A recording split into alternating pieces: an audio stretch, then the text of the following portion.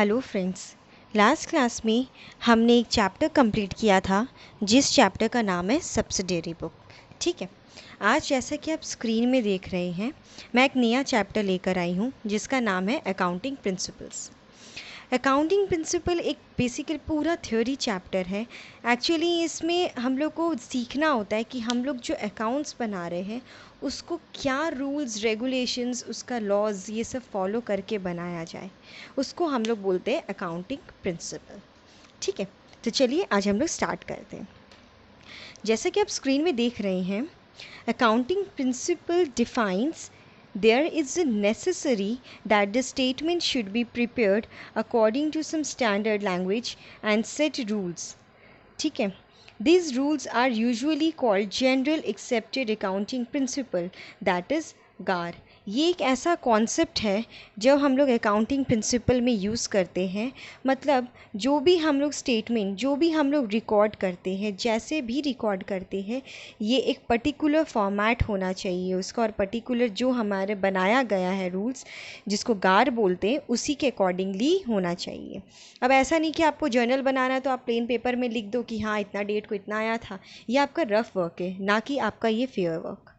ठीक है, नेचर क्या है, अकाउंटिंग प्रिंसिपल कैसे पता करेंगे कि ये अकाउंटिंग प्रिंसिपल है। The first is accounting principles are uniform sets of rules. That is accounting principle एक यूनिफॉर्म सेट्स है रूल्स का। मतलब ये रूल्स जल्दी चेंज नहीं होता। अगर आपको जर्नल उस फॉर्मेट में बनाना है, लेजर उस फॉर्मेट में बनाना है, तो आपको बनाना ही है, इसका कोई और तोड़ नहीं है। Secondly, the accounting principles are man made. ये मैन मेड है, हम लोग बनाए हुए, ये ना कि ये भगवान जी का देन है और ना ही ये किसी साइंटिफिकली प्रूव्ड है। ये हम लोग मैन मेड है और इसी को हम लोग ताकि हर तरह का इन्फॉर्मेशन एक अच्छे से मिल सके इसलिए बनाया जाता है। The third one is accounting principles are flexible.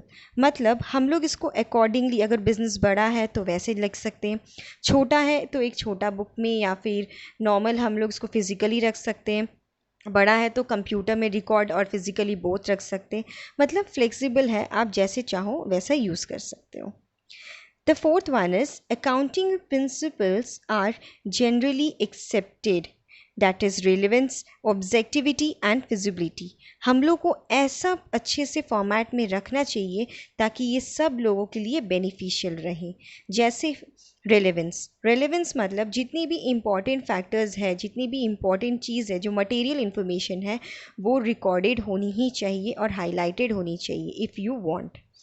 Objectivity, इस बिज़नेस को और इस अकाउंट्स को बनाने का क्या मतलब है और क्यों बना रहे हैं, उसका मकसद क्या है, वो हम लोग को जानना बहुत ज़रूरी है। The third one is feasibility. मतलब फिजिबिलिटी होना चाहिए, मतलब अगर छोटा व्यापारी भी बना सक रहा है तो वो चीज़ बड़ा व्यापारी भी बना सके, और बड़ा बना सक रहा है तो छोटे भी बना सके। ऐसा फिजिबल चीज़ हम लोग को, फिजिबल प्रिंसिपल फॉलो करना चाहिए। ठीक है, ये हो गया हमारा meaning and nature of accounting principle. I hope आपको ये चीज़ समझ में आ रहा होगा कि हम क्यों पढ़ा रहे हैं इस चीज़ को।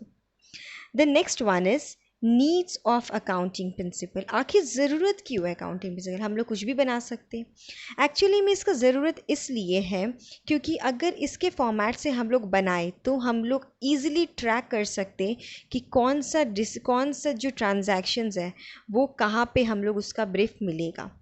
ठीक है, it is significant that information is reliable as well as comparable.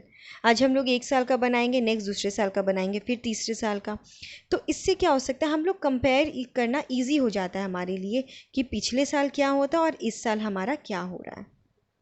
ठीक है, kinds of accounting principles. Accounting principle कितने तरह के होते हैं। ठीक है, basically accounting principles are of two type, that is accounting concept and accounting conventions. accounting concepts मतलब क्या क्या कॉन्सेप्ट इसमें लगेगा, एंड कन्वेंशंस, कॉन्सेप्ट्स मतलब अजम्पशन लेना कि हम लोग क्या क्या अज्यूम करके इसमें बना सकते हैं। एंड अकाउंटिंग कन्वेंशन मतलब होता है कि हम लोग क्या क्या इसमें पहले से ही अग्रीमेंट या एक कंसेंट लेना पड़ता है कि हम लोग को कैसे बनाना है।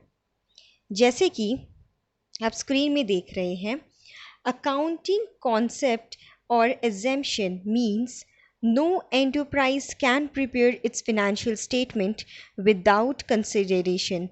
The basic concept or assumption. These concept guide how transactions should be recorded and reported. मतलब कोई भी एंटरप्राइज जब भी वो फिनेंशियल स्टेटमेंट बना रहा है या कुछ भी बना रहा है तो एक अज्यूम लेके बना रहा है कि अच्छा ये मटेरियल का प्राइस इतना था, आज इतना दाम हो गया होगा तो हम लोग ये लेके चलते, उसको बोलते हैं अज्यूम करना और एजम्पशंस। ठीक है। The second is accounting conventions. Accounting conventions defined as a custom or a generally accepted practice which is adopted either by general agreement or common consent among accountant। मतलब जैसे अगर हम बना रहे हैं एक तरह का अकाउंटिंग, सामने वाला पार्टी बना रहा है दूसरी तरह का अकाउंटिंग, हम लोग में डिफरेंसेस बहुत है, लेकिन हम लोग को ऐसा लेना चाहिए, ऐसा अकाउंट्स बनाना चाहिए जो हमको भी समझ में आए और सामने वाले आदमी को भी समझ में आए, इसलिए इसको अकाउंटिंग कन्वेंशन बोला जाता है। ठीक है। आई होप आपको ये सारा चीज़ समझ में आ रहा होगा। नेक्स्ट क्लास में मैं आपको accounting concepts and accounting conventions की एक और अच्छी सी ब्रीफ डायग्राम सिखाऊंगी जिसके अंदर अलग अलग एग्जेम्पशंस और कन्वेंशंस आते हैं। ठीक है। तब तक के लिए आप प्लीज़ इसको ज़रूर नोट कीजिए और इसका स्क्रीनशॉट ले लीजिए ताकि आपको इसका डेफिनेशन ढूंढने में आपको परेशानी ना हो सके। एंड प्लीज़ प्लीज़ प्लीज़ मेरे चैनल को लाइक, सब्सक्राइब एंड शेयर करना ना भूलें।